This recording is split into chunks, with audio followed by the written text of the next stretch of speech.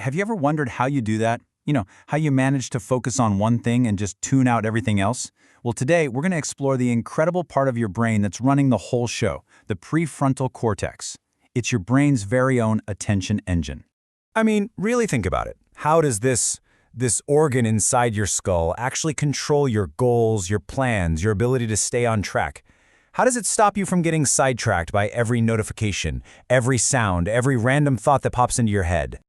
You know, the first big clue we got didn't come from some fancy, sterile lab.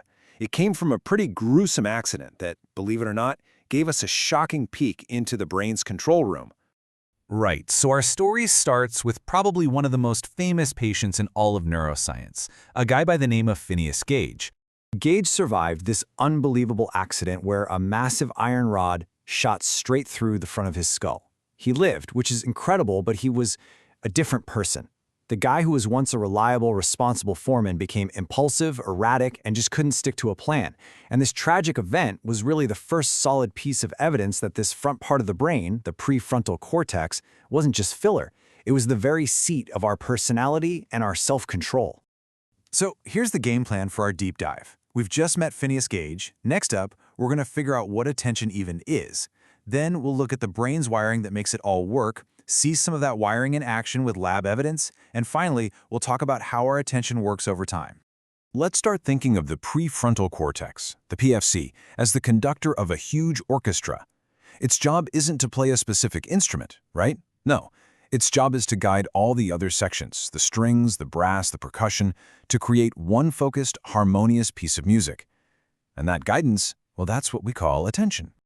The legendary psychologist William James absolutely nailed this description more than 100 years ago. He said attention is all about selection. It's your mind taking possession of one single idea, one object, and pushing everything else into the background. It's like a spotlight in a dark room. So how does the PFC actually aim that spotlight? It's through a process called top-down processing.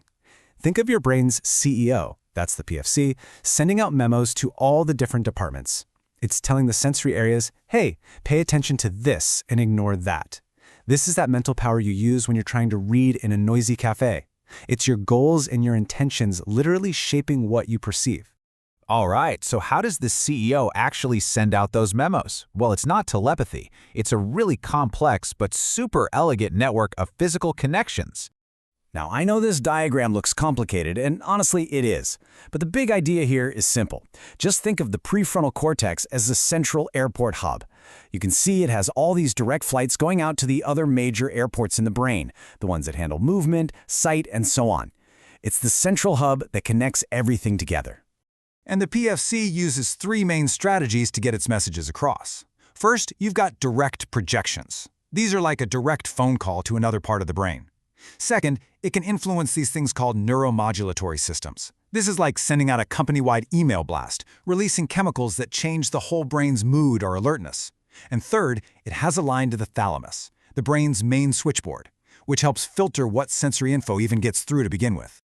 So this all sounds good in theory, but can we actually see this top-down control happening in real time? You bet we can. Let's head to the lab.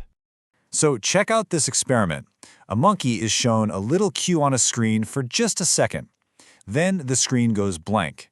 The monkey's job is to hold the location of that cue in its working memory, which is a classic PFC task, and then after the delay, look at where the cue used to be. And here is the smoking gun. I know, these charts are a bit much, but just focus on the difference. On the left, with the PFC online and working, see all that spiky activity? That's a neuron in a totally different brain area firing like crazy, holding on to that memory. Now look at the right. Scientists temporarily chilled the PFC, basically putting it to sleep. And what happens? That same neuron just goes quiet. The hold this thought signal from the PFC is gone. The results couldn't be clearer. When the PFC is active, the monkey gets it right almost every time. And you see that strong memory signal in the parietal cortex. But you take the PFC offline, whoa, the error rate shoots way up, and that memory signal just vanishes. It is a direct causal link showing top-down control in action. Okay, so that shows how the PFC helps us remember something. But what about when we're actively looking for something?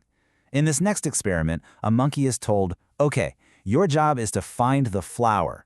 It has to hold that idea of a flower in its mind and then spot it in a lineup of other pictures. Now this is just so cool. This graph is showing us the activity of a single neuron in the visual system that happens to love firing whenever it sees a flower.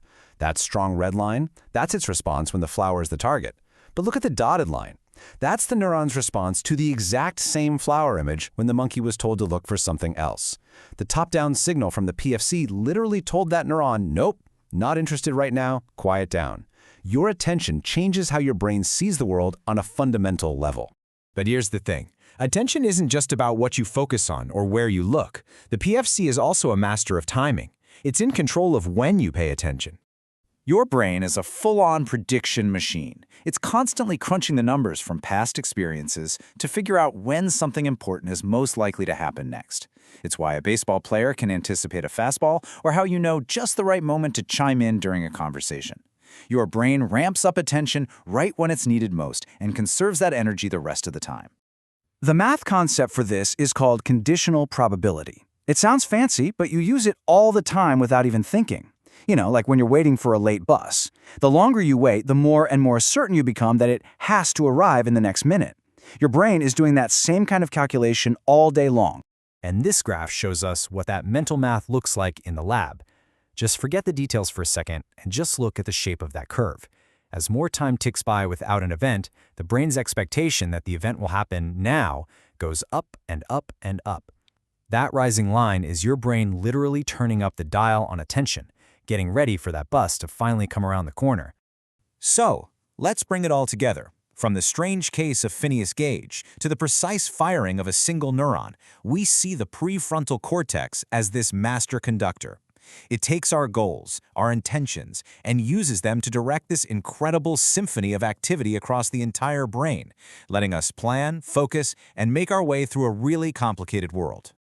And that kind of leaves us with a final thought, doesn't it? Your brain is doing this right now, this very second, constantly updating its predictions about what's coming next. So, what's your brain telling you to pay attention to right now? And what's it deciding you can safely ignore? The answer is being decided by your own personal conductor.